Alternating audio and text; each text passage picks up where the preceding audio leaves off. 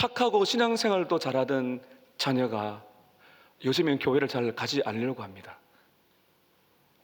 아마 여기 계시는 성도님들 중에서 이미 그런 아픔을 겪고 계신 분이 계실 겁니다.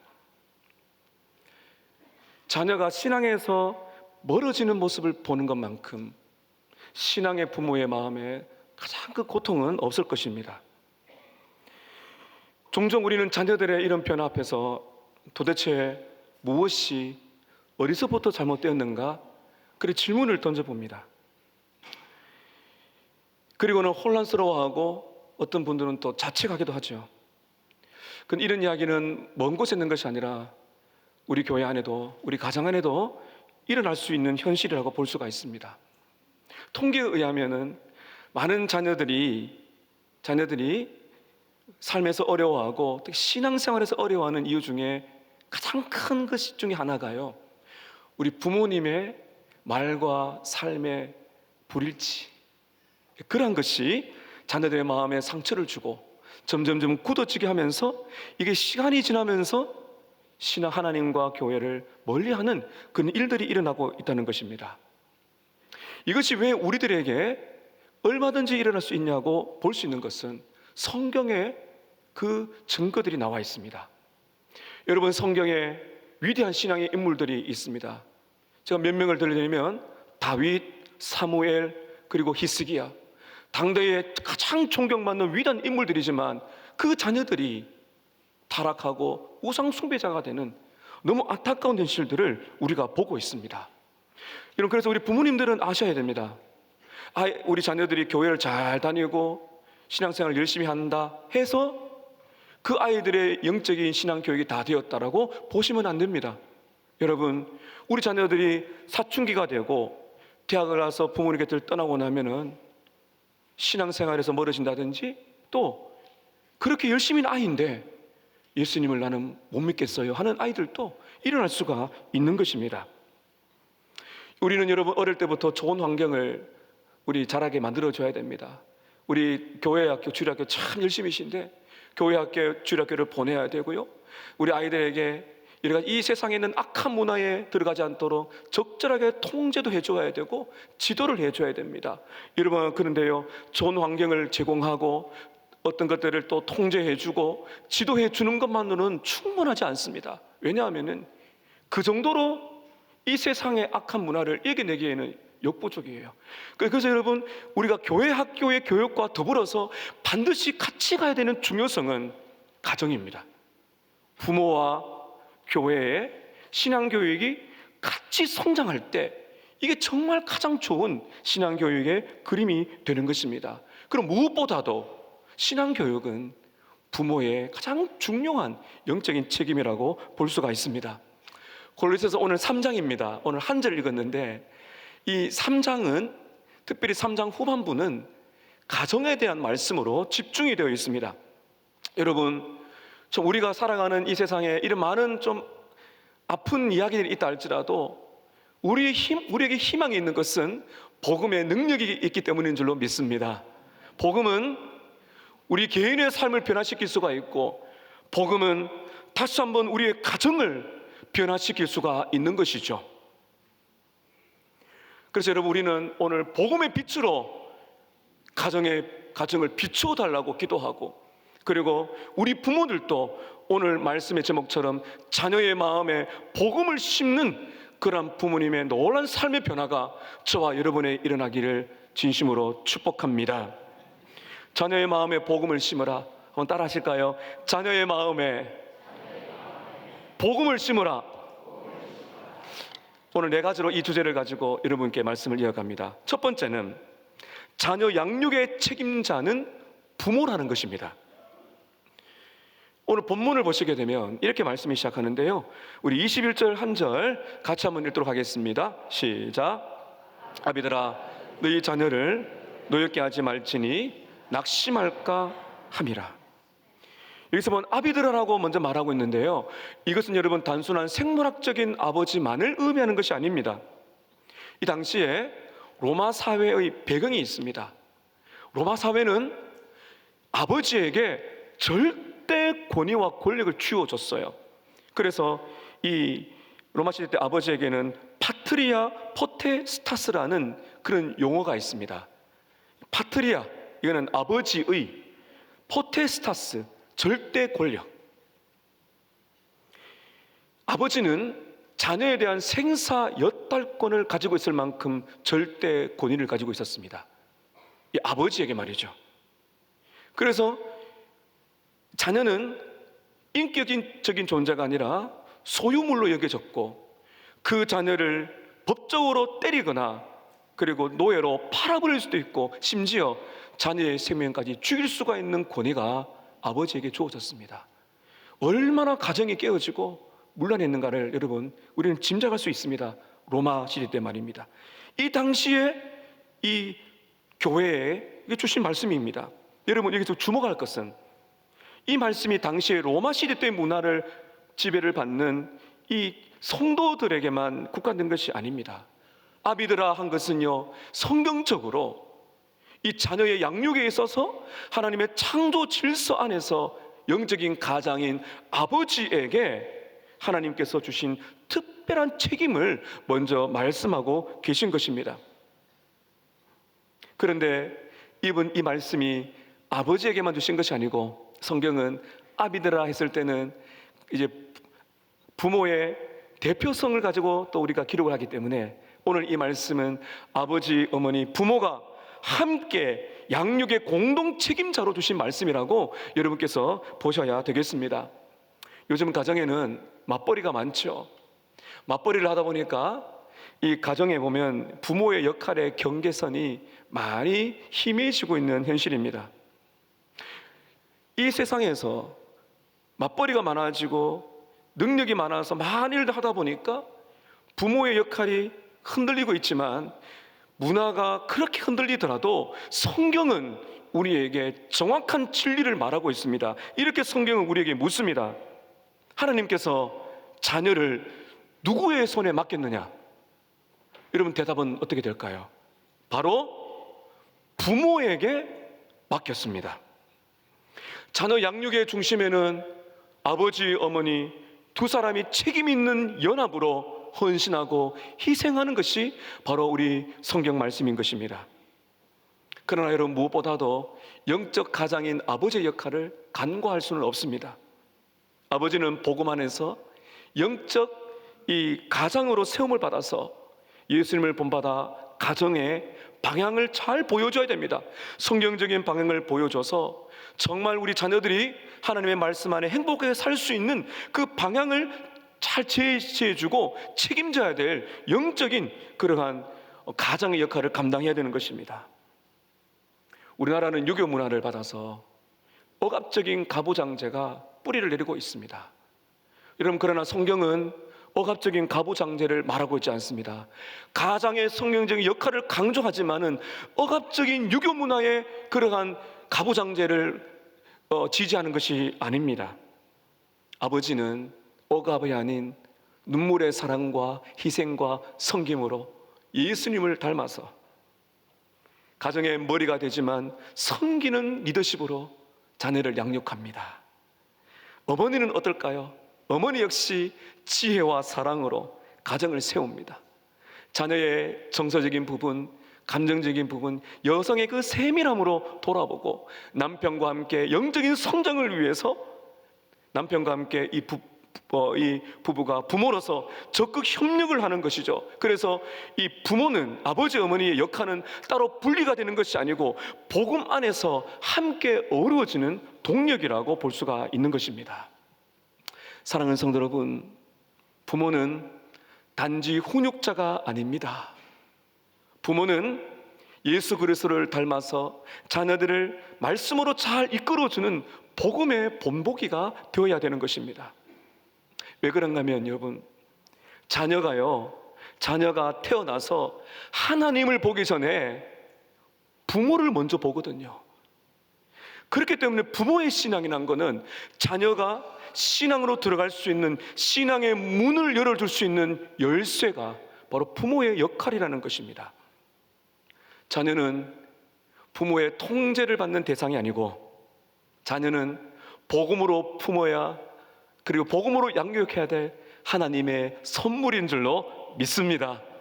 우리 오늘 아기들 유아세례를 베풀었는데요, 여러분, 자녀는 얼마나 소중합니까? 그 자녀는 부모의 소유물이 아닙니다. 대신에 자녀는 하나님께서 우리에게 위탁하신, 다시 말해 우리가 하나님께로부터 위탁받아서 하나님의 말씀으로 잘 양육해서 하나님의 영광대로 드릴 수 있는 사람으로 양육해야 될 책임 있는 청지기가 바로 부모의 책임인 것입니다. 오늘 말씀 두 번째는 자녀 양육의 실수입니다. 부모가 자녀 양육할 때 실수를 하는데 그것이 무엇인가 하면은 자녀를 노엽게 하는 것입니다. 다시 한번 말씀을 보십시오. 21절에 아비들아 너희 자녀를 어떻게 하지 말라 그러죠? 노엽게 하지 말라.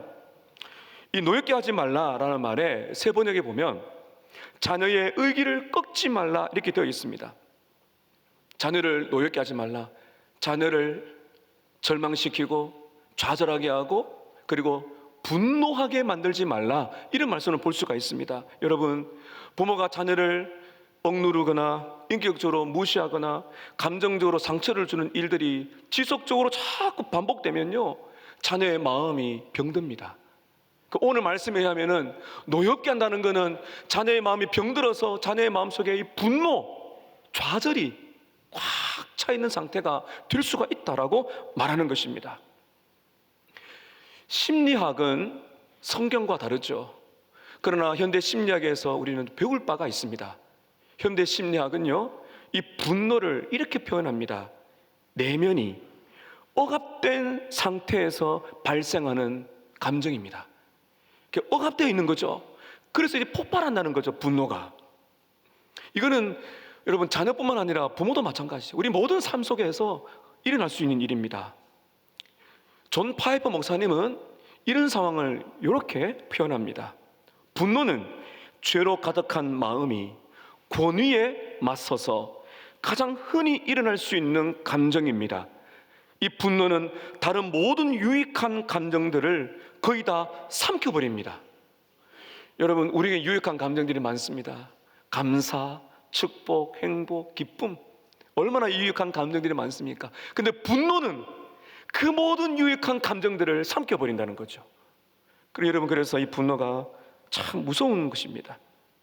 부모님의 그 언행 하나하나가 자녀 안에 있는 소중한 감정을 마르게 하고 그리고 깊은 분노를 심게 한다는 것을 우리는 하나님 말씀을 두렵게 들어야 됩니다. 그러면 여러분, 부모가 언제 어떤 방식으로 자녀를 분노하고 노엽게 만들 수 있을까요? 가장 큰 것은 비교입니다. 잦은 비교, 다른 사람과 비교하는 거죠. 그리고 부모의 모순된 말과 행동, 그것을 보일 때, 그럼 무관심, 과도한 기대, 너는 이렇게 해야 돼, 아빠 엄마는 이렇게 사는데 너는 이렇게 해야 돼, 행복은 성적순이 아닌데 들어보면 다 성적순이죠. 그 과도한 기대가 있으면 문제가 생깁니다. 여러분, 우리가 지금 보고 있지 않습니까? 전교 1등 하는 아이가 자살을 해요. 그 조사를 해보면요, 그 부모의 집착이 많아요. 과도한 기대, 1등, 2등이 만족이 안 돼요. 전국의 탑에 되어야 됩니다. 우리는 그 정도가 아니더라도 부모가 어떤 일정의 그런 기대감을 과도하게 주입시키면 자녀는 억압되어서 분노하고, 그렇게 잘못되면 생명을 포기하는 일들까지 이 세상에 여러분 일어나고 있는 것을 보고 있는 거죠. 그리고 여러분, 자녀가 언제 분노합니까? 폭력입니다. 말로 상처를 주는 언어 폭력, 신체 폭력은 일어나면 안 되죠. 이런 것도 일어나면 안 되죠. 이 말 자체가 자녀의 마음에 큰 아픔을 줄 수가 있다는 것입니다. 여러분, 그리고 가장 큰 문제 중에 하나가 뭔지 아십니까? 부모가 너무 자주 분노하는 겁니다. 참 아이러니하죠. 부모가 분노를 자주 하게 되면 자녀도 그대로 배운다는 겁니다. 그러면 자녀들이 상처받고 분노하는 아이들로 자라게 된다는 겁니다. 부모가 자기 감정을 잘 조절하지 못하고 훈계를 하게 되면 어떻습니까, 여러분? 우리는 충분히 이해할 수 있습니다. 훈계를 하는데 훈계가 아니고 부모의 감정 배출이에요. 훈계가요. 그러면 자녀들이 심하게 상처를 받아요. 우리 부모는 이렇게 말하잖아요. 내가 너를 위해서 그런 거야. 그게 다 여러분 이해가 되는 거 아니죠? 자녀들은 압니다. 지금 아빠 엄마가 지금 감정을 잘 조절을 못하는구나. 부모님은 나를 진심으로 이해하지 못하는구나. 그래 생각을 하는 거죠. 그 자녀의 입장에서는 부모의 사랑의 훈계가 아니라 화풀이가 되는 거죠.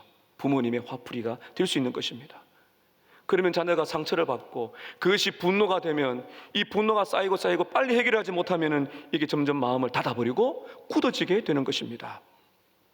이게 참 우리들에게 일어날 수 있는 일이죠. 일어나고 그러는 여러분, 우리에게 복음의 희망이 있습니다. 복음은 우리 부모님을 변화시키고 복음의 부모님은 다르게 살 수 있어요. 어떻게 해요? 훈계를 해야 되죠. 근데 훈계 이전에 이유를 설명해야 됩니다. 그리고 훈계를 하는 훈계 중에는 자녀들의 감정을 잘 헤아려야 됩니다. 그리고 훈계를 한 다음에는 사랑과 은혜로 안아줄 수 있어야 됩니다. 이게 은혜의 방식입니다. 여러분, 그렇기 때문에 복음은 자녀를 다루는 기술이 아니고 자녀의 마음을 품는 은혜의 방식인 것입니다. 부모가 자녀를 분노케 하고 좌절시키는, 노엽게 하는 것으로만 끝나는 것이 아니고 자녀가요 노엽게 되고 분노하게 되면 더 큰 위험한 상태에 빠질 수가 있어요. 왜냐하면 분노라는 것은 그 감정 자체로 끝나는 것이 아니라 그 다음에 심각한 상황이 펼쳐지기 때문입니다. 여러분 21절 흐름을 잘 보십시오. 21절입니다. 아비들아 너희 자녀를 노엽게 하지 말지니 무엇 때문에요? 어떤 이유 때문에요? 낙심할까 함이라. 낙심할 수 있다는 거죠. 이 낙심이란 거는 간단하게 말하면은 소망이 꺾인 상태입니다. 부모가 자녀들의 소망의 날개를 펴도록 만들어야 되는데 낙심시킨다는 거는 소망이 꺾이는 겁니다. 나는 아무리 해도 안 되는구나. 나는 아무리 해도 안 되는구나. 우리 부모님은 나를 있는 그대로 사랑하지 않는 것 같아. 나는 아무리 해도 부모님의 기대를 만족시킬 수 없어. 여러분, 이거 심각한 문제고요. 많은 자녀들이 겪고 있는 아픔입니다. 그러면 여러분 자녀들이 어떤 낙심을 하게 될까요? 아, 신앙생활은 기쁨이 아니고 율법이구나, 의무구나. 그런 상태 속에 살아가게 되면 믿음에서 멀어지고 인생에서 방황할 수가 있고 하나님 관계가 멀어질 수가 있고 교회에서 등을 돌릴 수가 있는 아주 영적인 위기가 올 수가 있는 것입니다. 제가 어떤 책에서 읽은 이야기입니다. 한 청년의 고백인데요, 이런 고백을 했더라고요. 목사님, 저는 왜 하나님을 믿을 수 없는지 모르겠습니다. 제 부모님은 교회에서는 늘 성경을 가르치지만 집에서는 저희들에게 자주 화를 내십니다. 너는 왜 이것밖에 못하니? 다른 집 아이들은 다 잘하는데 너는 왜 그러냐? 라는 말을 듣고 자랐습니다. 우리 교회 이야기가 아니고 읽은 책입니다. 여러분, 이것은요 단지 한 사람의 이야기가 아니고 많은 자녀들이 비슷한 상처와 기억을 가슴에 품고 살아간다는 것을 우리는 알아야 됩니다. 부모님의 어떤 모습이요? 부모님의 이중적인 모습이 자녀의 영혼에 깊은 상처를 주게 되고 그 상처가 신앙마저 거부하게 되는 그런 낙심의 상태, 소망을 다 내려놓는 상태가 될 수가 있다는 것입니다. 이런 점에서 영국의 로드 존스 목사님은 우리들에게 아주 적절한 도전을 줍니다. 로드 존스 목사님이 이렇게 말합니다. 부모는 자녀의 교사이기 전에 먼저 본보기가 되어야 합니다. 자녀는 부모의 말보다도 부모의 삶에서 보여주는 그 복음을 통해서, 복음의 삶을 통해서, 복음을 살아내는 삶을 통해서 성장한다는 것, 우리가 여러분 기억을 해야 될 것입니다. 그러면 여러분, 우리가요 복음의 희망이 아니겠습니까? 우리가 자녀들이 낙심시키지 않고 그들이 소망의 삶으로, 복음의 사람으로 살기 위해서 우리 부모가 어떻게 해야 될까요? 이런 가장 중요한 건 이겁니다. 자녀를 노엽게 하지 않는 복음의 부모가 되는 가장 중요한 것이 무엇인가 하면은 이것입니다. 부모가 먼저 하나님 아버지의 사랑을 제대로 경험하는 겁니다. 이게 진짜 중요합니다. 여러분, 우리는 어떻습니까? 우리도 많이 연약하고요, 실수하고요, 우리도 정말 마음 안에 오는 상처투성이지 않습니까? 근데 여러분, 우리 하나님 아버지는 우리를 어떻게 대하십니까? 그런 약한 우리들을 정죄하거나 여러분 짓밟지 않고 예수님의 십자가를 통해서 우리를 안아주시는 분이 하나님의 사랑인 줄로 믿습니다. 십자가는 아버지의 품이에요. 어떤 죄인이라 할지라도, 어떤 상처와 실패와 공간과 연약함이라 할지라도 우리는 아버지의 품으로 달려갈 수 있어요. 하나님 아버지의 품은 어디라고요? 예수님의 십자가입니다. 그것을 우리가 경험을 해야 돼요. 그래서요, 부모가 먼저 복음 앞에서, 십자가 앞에서 무너져 봐야 됩니다. 이 거룩한 붕괴입니다. 난 안 되는구나, 나는 참 많이 부족하구나. 주님의 십자가 앞에서 거룩한 붕괴를 많이 경험했을 때 그 자녀를 향하여 율법적으로 다그치고 그렇게 하지 못하죠. 하나님이 나를 어떻게 대하셨는데. 그래서 여러분, 부모님들은 하나님 아버지의 사랑을 많이 누리게 되면 그 사랑이, 그 은혜가 자녀에게 흘러갈 줄로 믿습니다. 그래서 오늘 마지막 네 번째는 자녀 양육의 방법입니다. 자녀 양육의 방법은 하나님 아버지를 본받는 것입니다.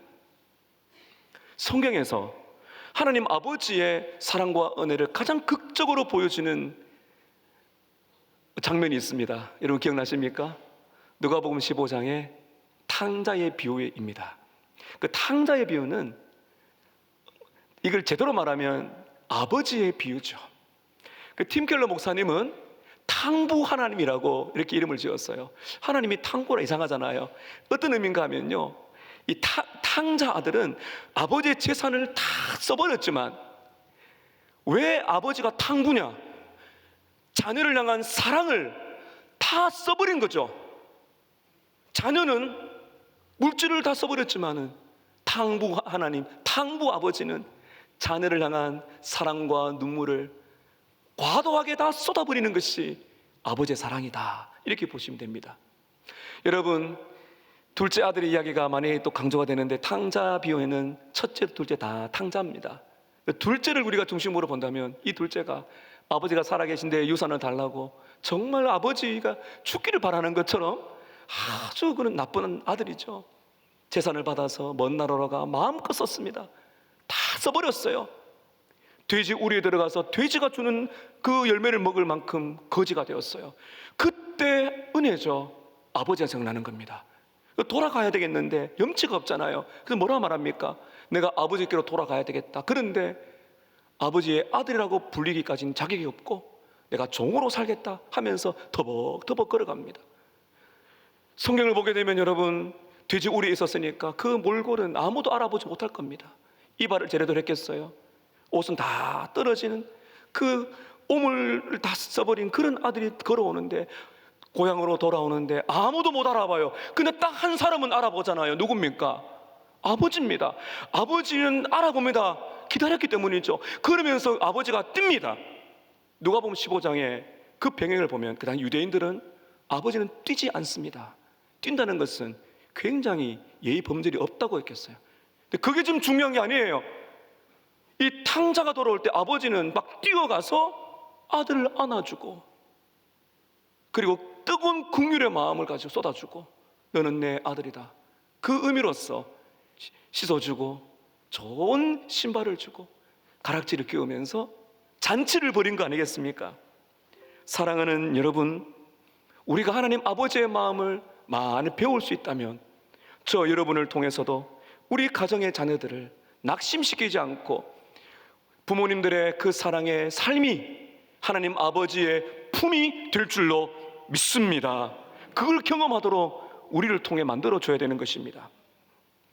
좀 더 실전적인 여러분 적용을 좀 드릴까 합니다. 오늘은 그럼 어떻게 하면은 자녀를 노엽게 하지 않고 하나님의 마음으로 자녀를 품을 수가 있을까요? 어떻게 그 자녀들의 마음속에 복음을 심어줄 수 있을까요? 오늘 네 가지 실천 방향을 여러분께 말씀드리려고 합니다. 오늘 이 네 가지는 목장기에도 제가 기록해 놓는데요. 첫 번째는 감정을 다스리십시오. 부모님들이 감정을 다스려야 됩니다. 훈계보다도 부모 자신의 감정을 먼저 다스리십시오. 절대로 화난 상태에서 훈계하지 마세요. 자녀의 마음을 다치게 하지 말고 인격적으로 대해 주셔야 됩니다. 야단치는 것보다도, 때로는 야단도 치고 훈계해야 되지만 그것보다 더 중요한 것은 이해와 기도입니다. 두 번째로, 하나님의 마음으로 자녀를 품는 두 번째 방법은 관계를 바르게 세우는 것입니다. 자녀와 부모의 관계를 바르게 세우는 것의 가장 중요한 것 중 하나는요, 자녀의 상황을 충분히 듣고 이해하는 겁니다. 자녀의 상황을 충분히 듣고 이해하면서 합리적으로 판단할 수 있고 그 일관적인 모습으로 자녀를 대해 주는 것입니다. 그리고 자녀가 부모에게 마음을 열고 말할 수 있도록 잘 들어주는 거죠. 자꾸 가르치기보다는 아, 그랬냐고, 그런 일이 있었구나, 잘 들어주는 것이 굉장히 중요합니다. 세 번째, 하나님 아버지의 마음으로 자녀를 세우는 세 번째 것은요, 존중하며 훈육하는 겁니다. 부모님은 자녀들의 성장 발달을 잘 보셔야 됩니다. 어릴 때부터 초등학교, 청소년, 청년, 그리고 결혼한 이후에도 마찬가지죠. 다 우리는 부모의 역할을 해야 되는 것입니다. 특히 사춘기 때는요, 진짜 어렵습니다. 어떻게 아냐고요? 우리 아이들이 그걸 제가 경험을 했거든요. 사춘기는 정말 이해와 기다림과 더 많은 은혜가 필요합니다. 그때 사춘기 자녀를 통해서 하나님 부모를 성화시킵니다. 이것만 딱 알고 있으면요, 사춘기 아이들을 품을 수가 있어요. 조용히 방에 들어가도 기다릴 수 있어야 되고요, 아이가 대화 어려워도 기도할 수 있어야 됩니다. 복잡한 감정이, 요즘 우리 아이들이 여러분 얼마나 스트레스를 많이 받습니까? 자녀를 존중하며 훈육하는 또 다른 방법은요, 부모님 여러분, 혹독하거나 잔인한 방법으로 훈계하지 마세요. 화가 나면은 집에 있는 어떤 걸 집어 들어가지고 절대로 그렇게 하시면 안 됩니다. 그래서 어릴 때 보면은 이렇게 손바닥을 이렇게 때려라, 작은 어떤 그런 휘초리를 가지고 아이가 정신 들도록 이렇게 엉덩이를 때려라, 뭐 이런 교육이 많습니다. 아이가 사춘기 때부터는 절대로 여러분 어떤 그런 회초리나 이런 것으로는 되면 안 돼요. 많은 이해와 기다림과 대화가 필요하고 눈물이 필요합니다. 자녀의 마음은 섬세합니다. 그래서 우리가 읽어낼 수 있어야 됩니다. 네 번째 자녀 양육의 방법은요, 복음으로 품는 겁니다. 이게 제일 중요합니다. 복음으로 품으셔야 돼요.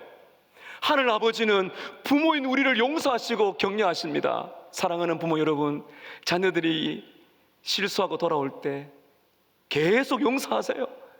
또 힘들 걸 알지만 하늘 아버지처럼 용서하고 기다려주세요.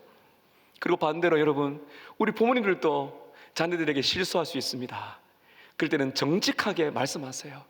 자녀들에게 사과하는 용기가 필요합니다.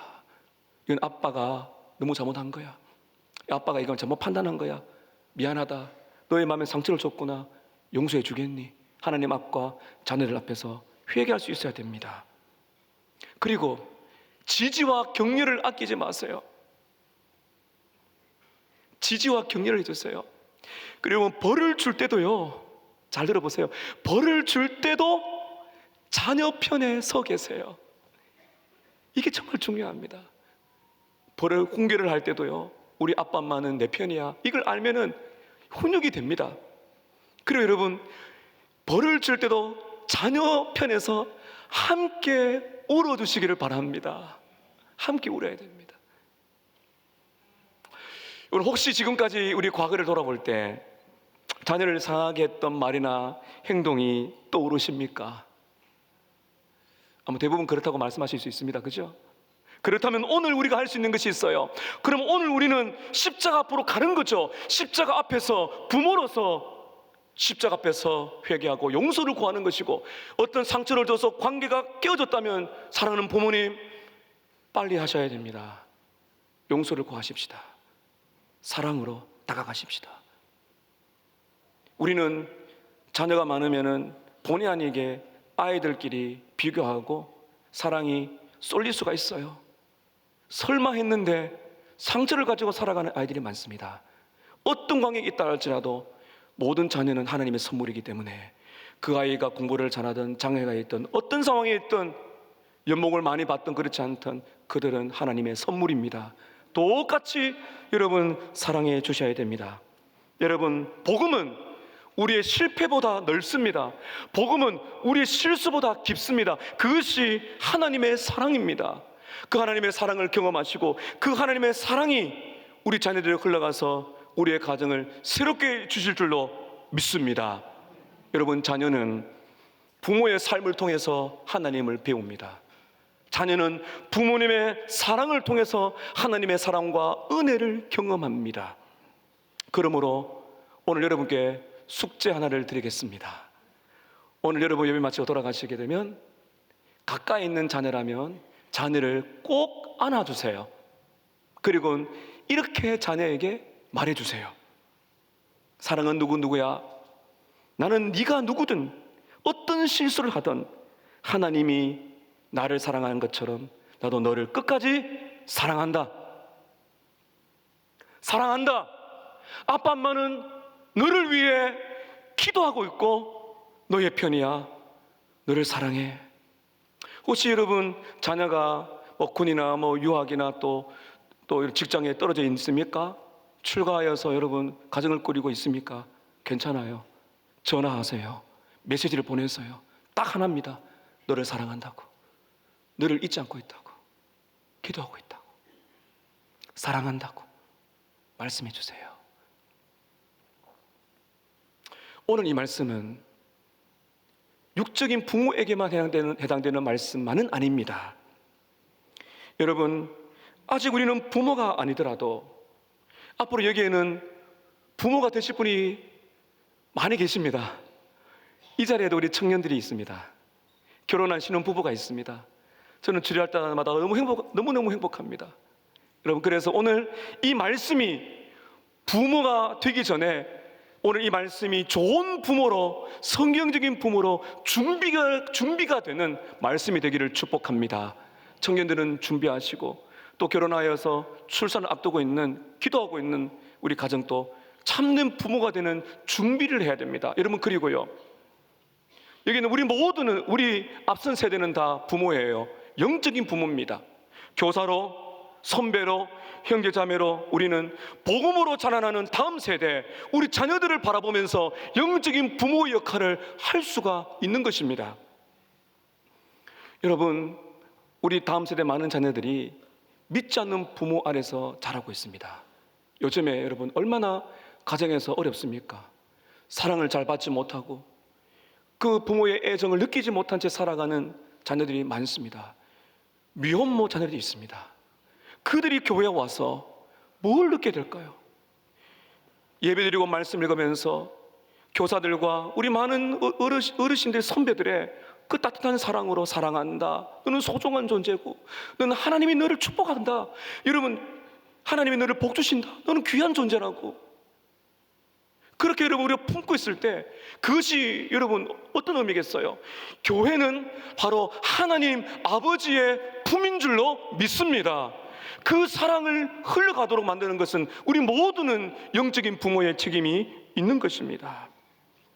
여러분, 복음은 단지 양육 기술이 아니고 복음은 양육 기술이 아니라 우리 모두를 변화시키는 하나님의 능력인 줄로 믿습니다. 부모는 복음의 거울입니다. 부모의 변화가 자녀의 영혼을 살립니다. 자녀는 부모를 통해서 하나님을 만납니다. 여러분, 많이 어렵습니까? 후회가 되십니까?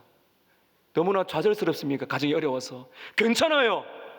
우리에겐 복음이 있어요. 복음은 우리 가정의, 우리 교회의 마지막 희망인 줄로 믿습니다. 오늘도 하나님은 복음으로 저와 여러분의 가정을 변화시키고 새롭게 시작하기를 원하십니다. 사랑하는 부모님들, 오늘 이 결단했으면 좋겠어요. 이 기도를 드리시면 좋겠습니다. 저를 한번 따라 하실까요? 주님, 저를 복음의 부모로 세워주십시오. 자녀의 마음에 복음을 심게 하옵소서. 소망이 불붙게 하옵소서. 사랑하는 여러분, 우리가 자녀를 분노케 하여 낙심시킨 자가 되지 말고 복음으로 소망을 주어 하나님을 만나게 하고 이 어려운 시대에 하나님의 사람으로 잘 자라는 그 은혜의 복이 저와 여러분의 가정과 우리 교회 다음 세대, 그리고 여러분 영적인 부모님 여러분 한 분 한 분에게 일어나기를 예수님의 이름으로 축복합니다. 아멘.